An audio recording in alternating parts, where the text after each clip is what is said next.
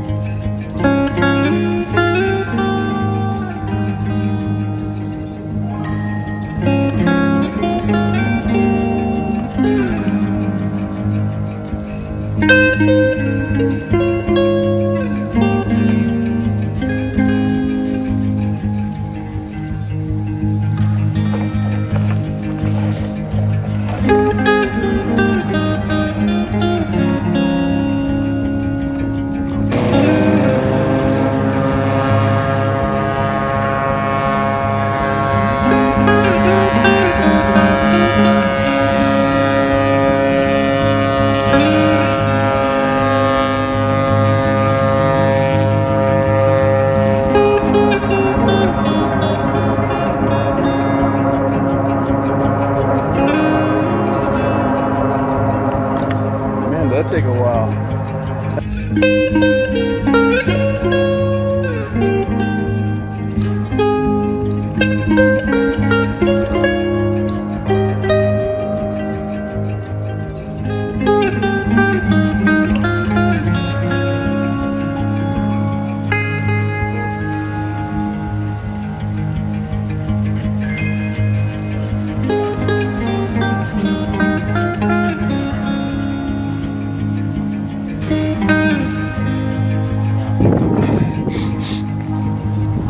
This is how you come down.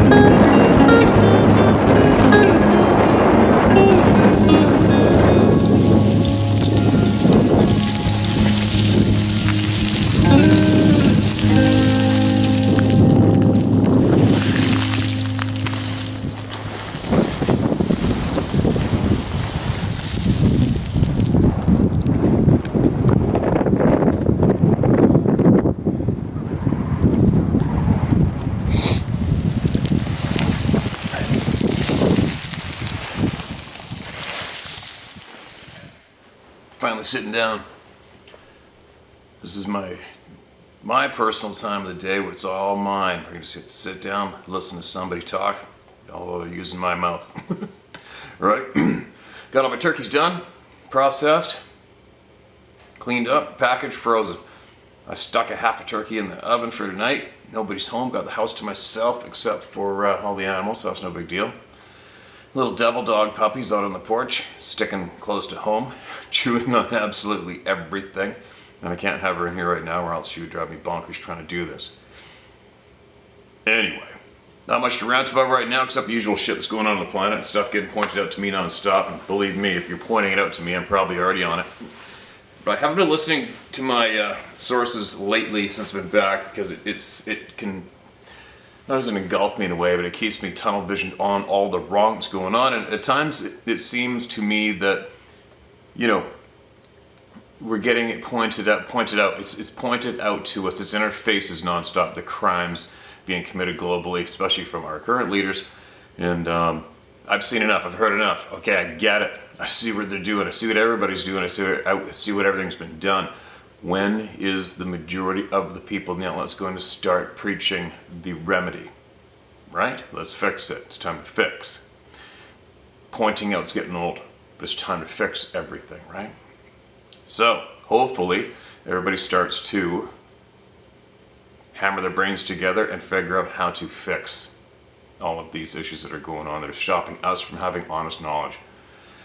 And a fair crack at having the most happiest rocking out party lifetime we could ever have, right? Instead of having it taken away from us non-stop. Anyway, that's my little babble.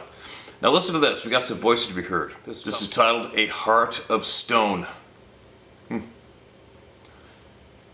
Hello Steve, Mac here from Mexico, the land of enchantment. My best to you and your loyal viewers. I've been watching your videos for a couple of years now. I'm amazed at the experiences people are reporting. I thank them for sharing and also you for giving that avenue of revealment to us, to all of us. I'm an old New Mexico cowboy who spent years in the oil patch from Louisiana, Texas, and Oklahoma to Utah, Nevada, New Mexico, and California. I'm a historian of the Old West and of Scotland. Also a poet, an entrepreneur, a horseman, and a writer. But most of all, I'm a lover of the great outdoors. I can feel we are brothers in this sense. I love the scene you use where you are sipping coffee next to a fire on a frosty morning. I imagine it brings back memories to many of your viewers. Thanks for sharing all the opening videos. You definitely live in a heavenly place. Please let me share some of my own experiences. My first encounter was in the Pecos Wilderness, east of my hometown of Santa Fe, New Mexico. In the summer of 1977, I was backpacking with some friends to one of the high mountain lakes that adorn the region. I was 17 and full of energy, climbing all over these majestic mountains. After a long day of hiking, we had decided to camp in a meadow near the base of Santa Fe Baldy, 12,630 feet. Early the next morning, one of my friends and I decided to hike one of the surrounding mountains to look for a lake we had heard of once called Lost Bear Lake. My good friend Jack and I left our other friends at our base camp, and the two of us headed up the mountain from the green meadow below. We had made it about a mile off trail into the thick forest when we stopped and took a swallow of water from our canteens. Being accustomed to the forest, we both commented on how there wasn't a sound around us. Usually we'd hear something, at least a bird or a chipmunk or even a mosquito buzzing your ears. All was quiet, only the muffled sounds of a stream that was close by. At that very moment, just north of our position, there was a couple of loud cracks and snaps, and then a big old pine tree fell to the ground, shaking the whole area. My buddy Jack, an experienced outdoorsman, he looked at me and whispered, "What the F was that?" I kind of laughed and said it was just an old tree that had met its final demise. Strange though, I commented to him, there's no wind at all. As we started to hike back up the mountain, we had only gone another few steps when another loud snap, and then boom, another tree crashed down in the same area as the other, maybe 50 yards from us. The forest is very thick here, and you couldn't see too far into the trees, but we both knew something was there. A bear was our first guess. The noise was so loud when the second tree fell that it made us both immediately sense danger. Jack looked at me with fear in his eyes, and he said, "I'm heading back to camp." I said, "Not that way. You're off 180 degrees. Our camp is the other way." He looked very confused and said, "Screw you, I'm going this way." I was worried that he was so confused. I looked right at him and said, "Jack, we started in the valley and have been going uphill since we started, so the only way back to camp is downhill, right?" He looked at me, still confused, and insisted he was right. Now that's weird. From the same area where the trees fell, we could hear something coming toward us. I turned and headed downhill, hoping that my friend would follow, and he did. We came out of the forest right on top of our friends at base camp. Nothing else bothered us for the remainder of the trip. Little did I know this would be the first of a slew of strange happenings that I would experience over the next 40 plus years. I've lived all over the US and I've had numerous experiences that I've since credited to Sasquatch, but who knows. The next year, another close friend and myself were backpacking in the same area, but we were headed into a wilderness lake called Lake Catherine. A real beauty of a cratered lake at the top of Santa Fe Baldy in the early evening. As we ascended the saddle that rises on the south of Baldy, and we decided to camp camp there for the night. We could see the lights of Los Alamos, New Mexico, glistening miles below. The two of us had just eaten a couple of steaks and were enjoying the quiet and a sip or two of tequila when everything got really quiet and you could sense something was wrong. At that moment, an explosion of sound hit us like nothing either of us had ever experienced. My friend Luke looked at me as he was falling down and he's screaming, "What is it? What is it?" The sound had knocked me over as well. Holy shit. I was dazed but stood up and said it was probably a sonic boom. We heard no plane coming or going, but we sure heard something. It made my ears ring like a rifle shot will. We built the fire up, and within a couple of minutes of the sonic boom, we see lights in the trees. It's now about 11:30 p.m., and we can't believe that lights are coming toward us. We were way off the trail. No one should have ever entered our camp at night, especially in the secluded spot where we had camped. It was off trail, about 7 or 8 miles into the wilderness. My friend Luke yelled out to the people as they approached. He pulled a knife and yelled, "What do you want?" The people were within shouting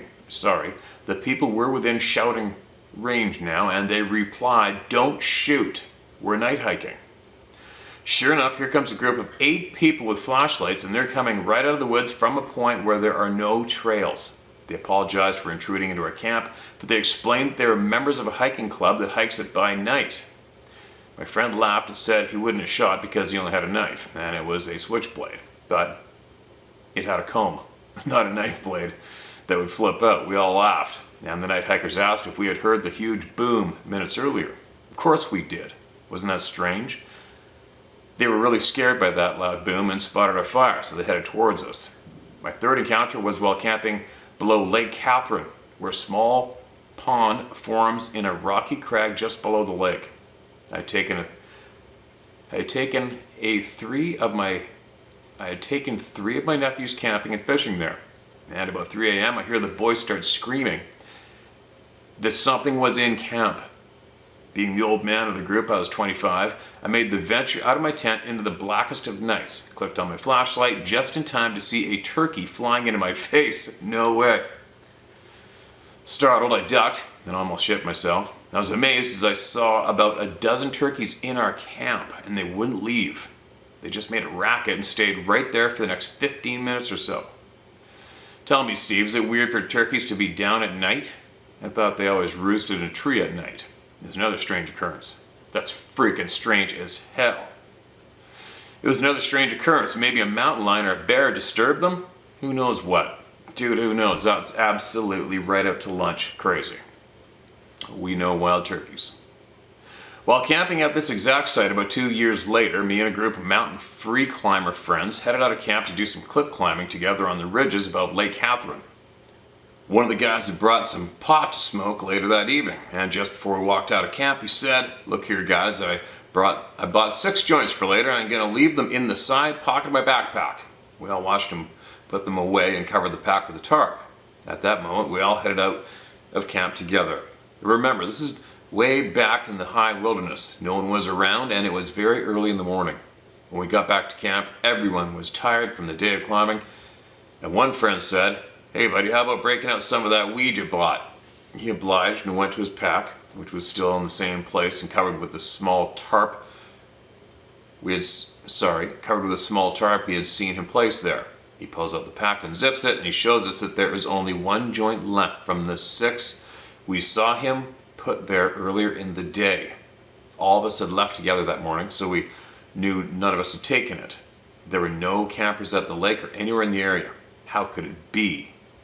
We never made any sense of it. There was nothing else missing from camp, and that was it. Still in the Pecos wilderness, I was fishing on a high mountain trout stream near where the last grizzly bear was killed in New Mexico.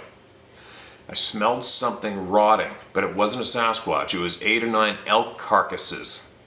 They were spread out in a small area, mostly stacked upon each other.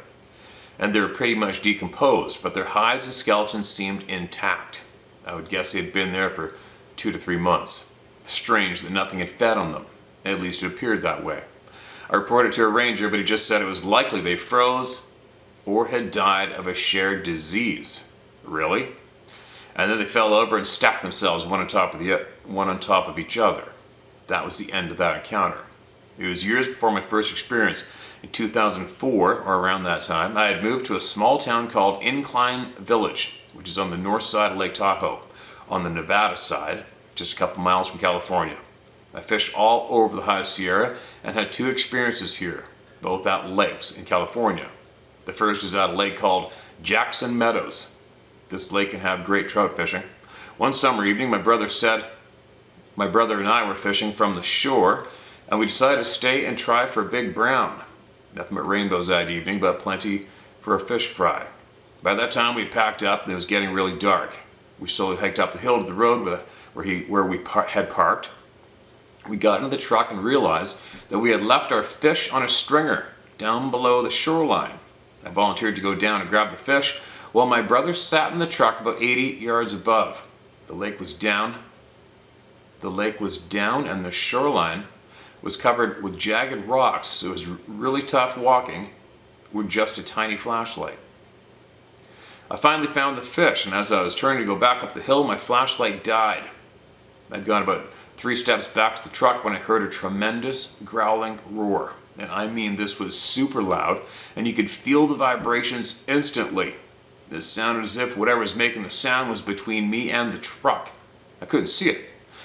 But I made a wide berth around the area, and the roar came from, and I picked up my pace. I finally get out of the rocky area, and I hear my brother yelling from the truck.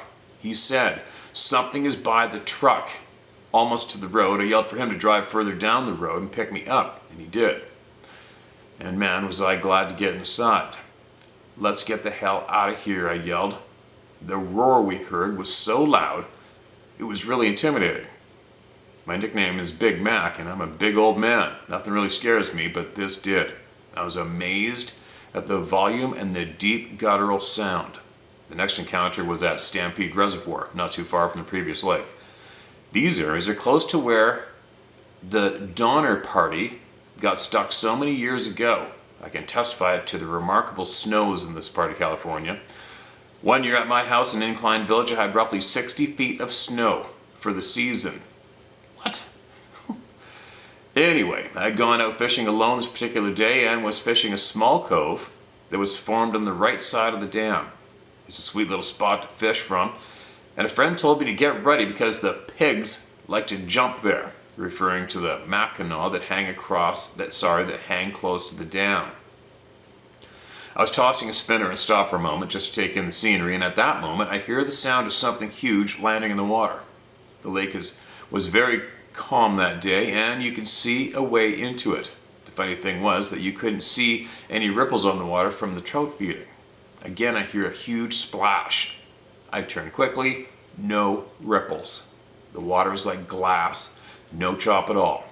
I walked about 10 to 15 yards down from the cove to try my luck from a different spot at the dam. I hear a commotion from the cove and turn to see a Mackinaw chase a nice rainbow onto the sandy shore of the cove, right where I'd been fishing minutes before. The Mac grabbed the smaller fish, rolled, and then disappeared back into the water. I'd never seen a Mackinaw do such a thing. I headed back a few yards to the cove, not paying attention to the lake, and I hear another huge splash. The best way I could describe it was to imagine a basketball-sized rock being thrown 20 feet into the air and falling into the water. Ka-plunk. It sounded like it was only a few feet away. But again, there were no ripples on the water, and I could see way out into the lake, but nothing to indicate where a fish would have landed. I remembered my friend telling me that this spot was known for the pigs jumping, so I just kept on fishing. I must have heard the same ka-plunk kind of splash a dozen times, but I never saw any ripples. I sat and ate some lunch right there in the cove, placing special attention to watch the lake for any jumping Macs. Nothing, until I would look away. I could hear the sound, but never saw a fish jump anywhere. So frustrating to me. Suddenly had a feeling of dread come over me. Not a good feeling. Steve, quick note, when I was a 3-year-old boy in Santa Fe, I was attacked by a swarm of wasps. I was covered with stings, over 110 in all. They stung my eyes, ears, nose, inside my mouth, just all over me. I nearly died. I can remember the moment well, even 59 years later.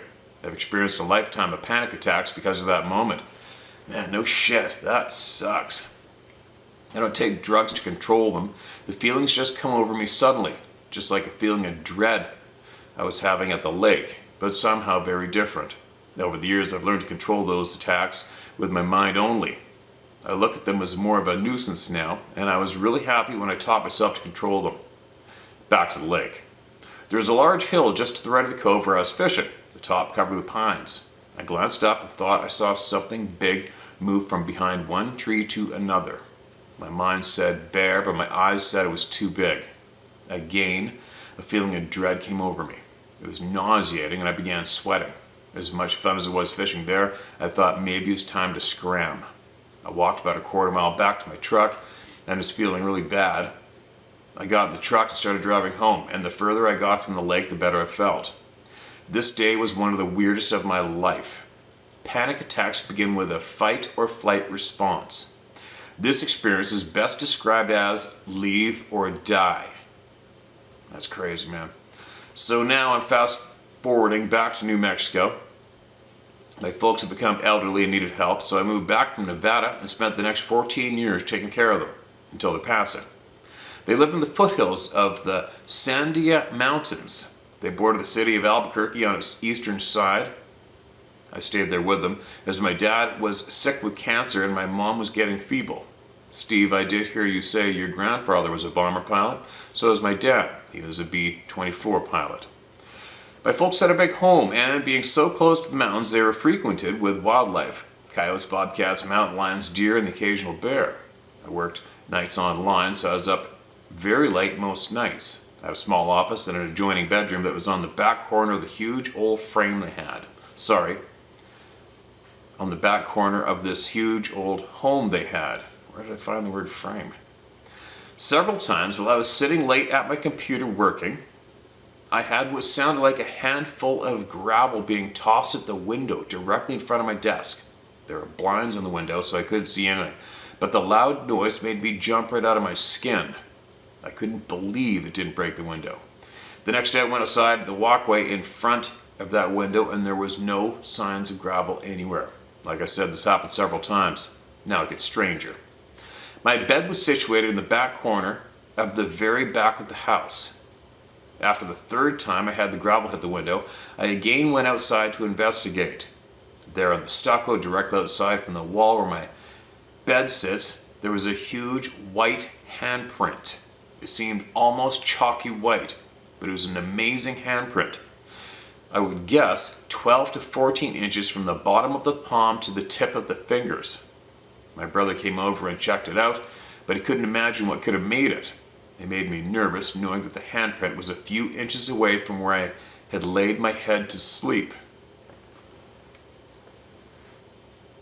Unfortunately, it rained before I went to get a picture of it, and the rain mostly washed it away. I have remained curious about that huge handprint. Oh, and there was no gravel on the walkway, once again. A few days later, I was telling my mother about a young man on an Alaska TV show I viewed. The young man didn't have money for a present for his mother, so he went out and found a heart-shaped rock and gave it to her. My mom said how nice that was, and that she'd like that gift too. A few days after that, I again experienced the sound of gravel hitting the window in the middle of the night. Early the next morning, I went to check the walkway outside the window, but there was no gravel. Just a small heart-shaped rock. No shit. I'll include a picture of at the end of the email. Needless to say, I was amazed at the find and gave the stone to my mom. She loved it and kept it near until her passing. Strange that the rock was there, as I had swept the walkway the day before. Another weird happening in my life. I've always been an outdoorsman, fishing, hiking, and hunting from an early age. I went hiking in the Sandia Mountains one fall around 1990. I was about 30 years old, enjoying the hike when I spotted a small canyon that looked challenging. Hiking up the canyon, I found a small stream, which is fairly unusual on the western slope of these mountains. I followed it up a little ways and came upon some large boulders that were stacked across the western side of the small canyon. The small stream flowed between these rocks, so I climbed up through them, and to my surprise, there were what I thought were Indian petroglyphs on top of the highest rocks. I continued hiking up higher on the mountain when I spotted a giant granite boulder field that was located on the north side of the canyon. Instead of continuing the hike, I just did some boulder hopping, and while doing this, I found some red paint faded on one of the rocks. It looked like a Spanish surname with a date that was indiscernible, but it looked like 15XX. I could only see the first two numbers, but it excited me as to how old it could be. I hiked a bit longer and then turned back for the long hike back to the truck. I was remembered finding that secluded place and thought of it often. A couple years ago, I took one of my brothers and two nephews on a hike to rediscover this place I had seen about 30 years prior. When I got to the waterfall, the stream had changed course over the years, and now it skirted around these big boulders. I still was able to climb up through the rocks, and there I showed them the petroglyphs I had found so long ago. This time I looked closer and discovered that they were actually what looked like Spanish mine/treasure markings, likely from the times of Coronado's Ventures and the Search of the Seven Cities of Kabola, or the Cities of Gold. Just as we started to discuss this, my brother told me that he was feeling sick and anxious and he wanted to leave. He was about 70, so I took him seriously and we all headed back to the truck. As we exited the canyon, the small stream disappeared into the granite sands. I started feeling uneasy as well, and when I stopped to rest for a minute, I noticed what looked like bear scat, but it was everywhere. There must have been over 200 piles of scat over this small area. I noticed it had juniper berries in every pile, and it was simply amazing how many piles there were. I've hunted, hiked, and fished the mountains for many years and never saw anything like this. I saw lots of tracks, but none too vivid. Then I saw one really good print. The granite sands were moist and cast a great print that was about the size of my hand. I clicked a quick picture, forgetting to place something next to it for a reference, but it was about the same size as an average man's hand. The uneasy feelings I had continued, like I was being watched. I picked up the pace and we all got back safely. Steve, of all these encounters, I only got that one glimpse of something big and black moving between the trees above me when I was at Stampede Reservoir. Otherwise, I never saw anything that I could say was definitely an encounter with a Sasquatch, but I feel watched when I'm in the forest. Not always, but many times that feeling of dread has come over me. It's not a panic attack. I know them better than anyone else in the world. I'd imagine it's more like leave or die. I've included some pictures of the area of my encounters. I would like your opinion on as to what kind of animal left the track I found. I also included pics of the treasure symbols I found. I thought you might find them interesting. I thoroughly enjoyed the narrations of all the stories you share, the remarkable men and women who have seized this opportunity and reported their findings, all sending emails to a man they mostly don't know, but all seem to trust. You must be living right, compadre. I appreciate your efforts.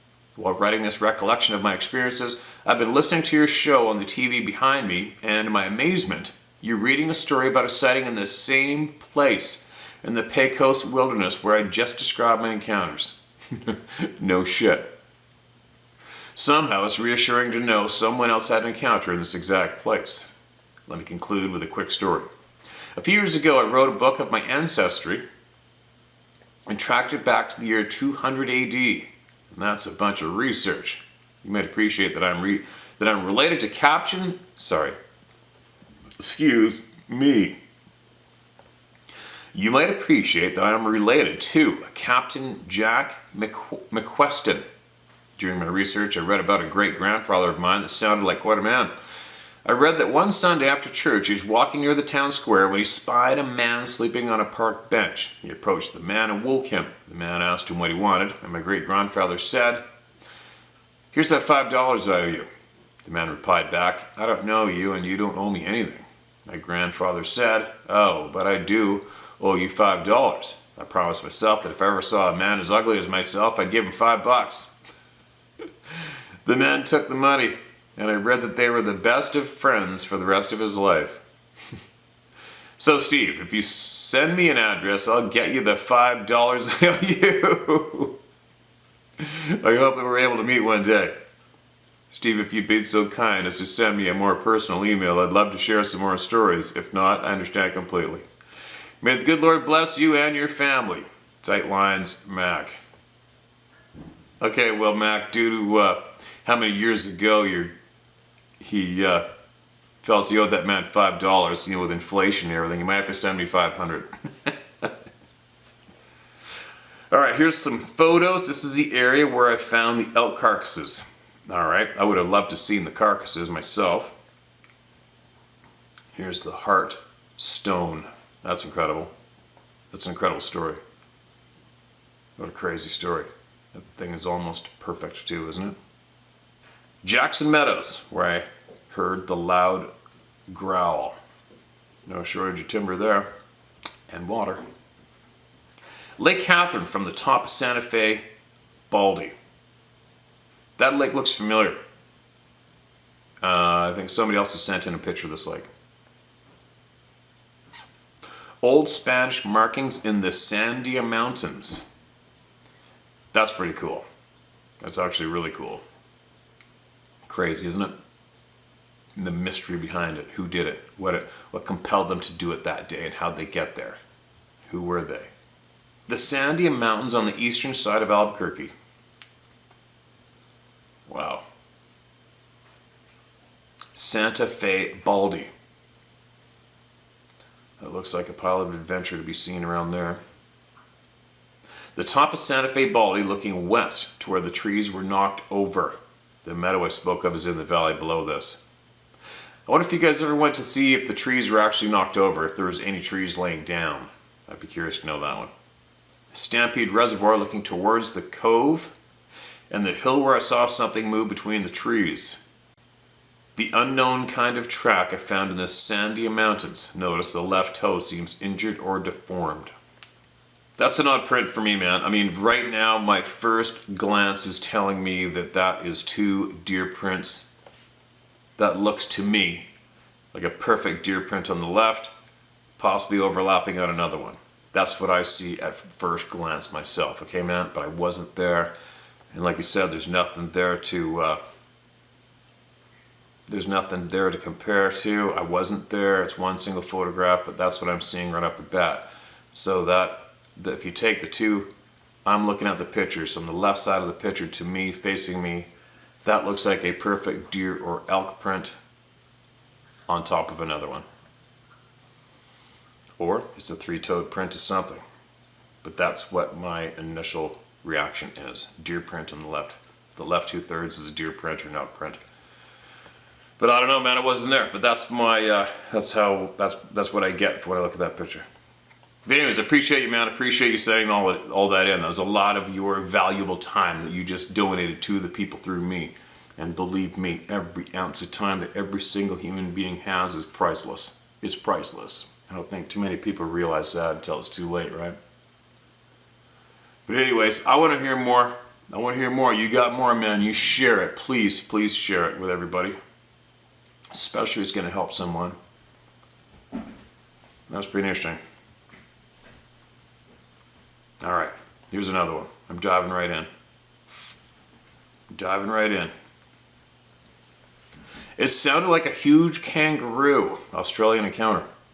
It sounded like a huge kangaroo. Sorry, this title was twice.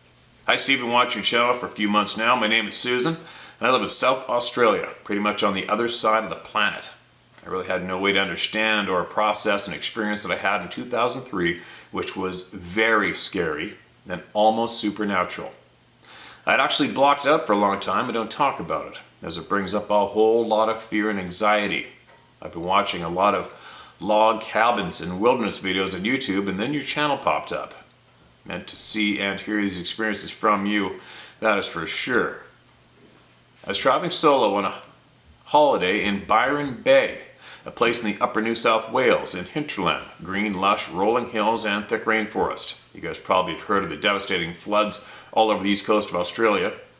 I'd explored many small towns over 6 weeks and decided it was time to come back home, but not before booking myself into a retreat. I was just past a town called Rosebank, a property that had a big main house set up on a hill. It had a big main lounge room with an open fire, dining and communal kitchen surrounded by large windows which looked out onto the property. People could stay in the guest house or single cabins. I chose a cabin. I was looking forward to a week of peace and serenity. There was a dirt road winding down from the main house to the retreat center. There's probably about a 10-minute walk. The road was barely wide enough for one car, and it had very thick, dense scrub. That's what we Aussies call a bush on one side and a few meters of cleared bush on the other. The 4-day retreat that I was on had a large group of about 25 people, and it was lots of fun. We were walking up and down the dirt road each day, doing yoga, meditation, cooking meals, swimming in the creek, enjoying ourselves. It was awesome. I decided to stay on the property for a few more days. There was also another group of us. There was also another group using the retreat center. So I relaxed reading my book and soaking up nature's beauty. I've always been a spiritual person, social, but also very at home on my own. The group invited me to come join them in the retreat center for their final dinner and gathering. They said, bring along instruments, so I took my hoop drum. It was a great evening. There's a woman there with a long jet black hair, and a little voice inside me said, you're going to have a conversation with her. As it turned out, I didn't get to speak with her, not then. The evening finished around 11:30 p.m. and everyone jumped into the cars to drive back up the winding dirt road to the main house. I was feeling so energized and happy that I said that I would walk back up the hill on my own. I had no idea how dark or quiet it was going to be when the retreat centered lights turned off and the cars disappeared up the road. It was only half the moon in the sky above my left shoulder. Luckily, it illuminated the dirt road, which was a sandy color, and gave a little light to the scrub. I had my drum and began drumming and singing as I walked up the road. I know that I was feeling completely full of joy and gratitude, and I was thanking the universe for having such a beautiful experience at this place. As I was drumming and walking, I could hear a crunching sound coming from the scrub up ahead. It was quite dim at first, but it was becoming louder and louder. I thought, what's making that noise? That sounds like a huge kangaroo or something. I stopped drumming and went to listen. Then loud cracking noise continued and sounded like a large person stepping through the bush. But I knew the scrub was so dense and so thick that it did not make any sense that an animal or person would be walking through there. Then I had a sensation of fear flow through me. My next thought was, Spirit, I don't want to see anything scary. Just then, about 15 meters ahead of me, stepping out of the scrub and onto the road, was a huge being, completely black from head to toe, like a massive shadow. I'm 6 foot tall, and he must have been about 8 feet high, with at least 3 foot wide at the shoulders. His arms were hanging down at his sides. The half moon above me was shining directly onto this being, and yet I could not make out any distinguishable human features. I stood there for about 15 seconds, looking directly at him and feeling like he was looking directly at me. I felt strangely calm about my mind, but my mind was scrambling, trying to understand who or what I was looking at. He was huge, but I could not see anything except black. And so, of course, I did what anyone might do in that strange situation. I called out, hello. A bit like when you call out someone at your front door when you're not sure who just arrived. And this is when this creature, almost in slow motion, turned around and proceeded to walk back into the scrub. After that happened, I had an incredible surge of adrenaline pumped through my whole body. My mind thought, shit, I have to walk up the road past him to be able to get to my cabin. And I'm a woman by myself in the middle of the bush with some huge weird man wandering around. Instinct took over and I began beating my drum, and my legs just started motoring up that hill. I looked into the scrub where he returned, but didn't see anything, thank God. When I got inside my cabin, I realized I could not lock the door, and this is when panic set in. I felt trapped. I grabbed my phone and called my friend Doug back in Adelaide. I was explaining to him what had happened when the loudest bang you could imagine came down on the roof directly above my head. I froze. Doug asked, what the hell was that? And I said, I don't know, but I'm going to make a run for the main house. Please stay on the phone with me. I'm the sort of person that would confront a threat and fight, but in that cabin I felt cornered, so staying there was not an option. Now, what happened next was very strange. After hearing many of your stories and also some of the indigenous Australians sharing their experiences with these beings, I now believe they are also capable of shapeshifting. As I opened the cabin door and began running towards the main house, I had a huge fruit bat swoop down and smack me in the middle of my forehead, making me fall backwards onto the ground. No way. And this is when I lost my shit and lay there shaking in fear and laughing and crying at the same time. And this is when a person came out of a cabin up the hill, and I really cannot remember too much what happened next, other than I went into complete shock. I felt like I was going to vomit, and I went with her into her cabin and stayed there until morning. Understandably, I did not sleep a wink. Very early I went up in the main house kitchen and still feeling completely traumatized, and guess who was there? The woman with the long black hair. She said, good morning, and then soon realized I was in distress and asked me if I was okay. I poured out my whole encounter with this woman, and incredibly, she validated it and said, "Oh wow, you've seen the tall man." Apparently, her daughter had an encounter a few years back. She described him as an ancient being that lived in the bush. I said, but he's real, because I heard him and saw him. She said, he is real, but also spirit. She asked what I was doing at the time, and I said I was drumming and singing and feeling so much joy and giving thanks, and she said that he was attracted by my energy and light. The next night was my final night, so I packed my things in the day and decided to stay in the main house. That night when I was reading in the lounge room, I had a very strange sensation of being watched. And just then, the two cats in the room both sat up and stared straight out the window. So I said in my mind, no more. I went to bed with headphones on, and I was thankful to leave the next day.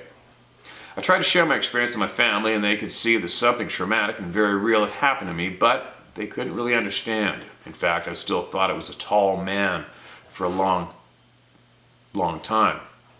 A few people mentioned yowies, but that sounded ridiculous to me. Not now. A yowie is an indigenous name given these beings by the Aboriginal people. Seeing your YouTube channel and hearing these stories triggered my buried memory.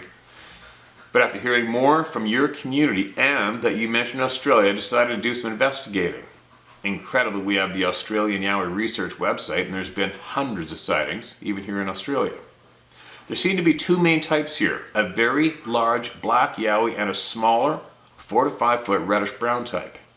The Aboriginal elders say it's a small one you don't want to meet. He's a nasty trickster entity, so at least my encounters with the big fella. I want to thank you, Steve. This has been the first opportunity for me to write out, share, and process this experience, and now I can actually feel grateful and privileged to have had an encounter with these beings. Even though it's very scary, I feel like I now have some understanding, and at least I know what made that huge bang on my roof. Bloody rock throwing. I truly believe that at this time, all secrets are being revealed. I've not bought into any of the bullshit going on, no mask, jab, or digital ID crap, and I am bewildered at how many people are blindly complying. I was in Canberra with almost 1 million other Aussies in February this year making a stand for human rights. This is where our government used radiation weapons on the Australian people. 6 months later, many of us are still dealing with the effects. But like you, I will fight for our children and future generations. Our community and our stories hold power and wisdom. Bless you and your family, Steve, your Australian friend Susan. Susan, appreciate you. Here comes Double Dog. I got it. Oh, no, there she goes. Okay. She went right underneath the tripod. Anyway, the radiation weapons, I've never heard of that myself yet. If you want to write back or somebody wants to comment on that, put a link, whatever, in the comment section below. That's probably something the world needs to hear about and have pointed out if it's factual truth, right? Pretty alarming. And good for you standing up for your rights and other people's rights. That's what we all have to do. What are you chewing? You're going to see how big this little sucker is now? Come here. It's weird how her color and her size is changing so rapid. It's really weird to watch. Where'd you get that stuffing? Great. Yeah. What'd you chew? I got a mirror right there behind the camera, which is showing me the camera's still recording. And she's looking at herself in the mirror. Little goofy dog. All right, enough of you. Beat it. Right under the tripod. Okay, hold on a minute.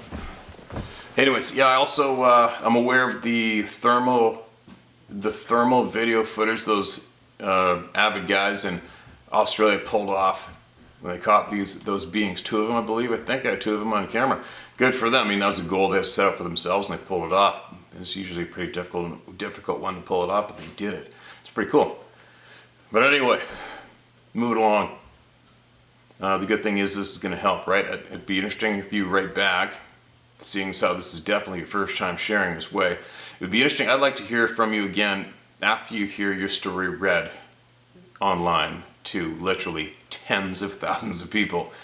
I'd like to hear back from you again, if you would, and let us know what that did for you. What did it just feel like hearing me read your story online, word for word?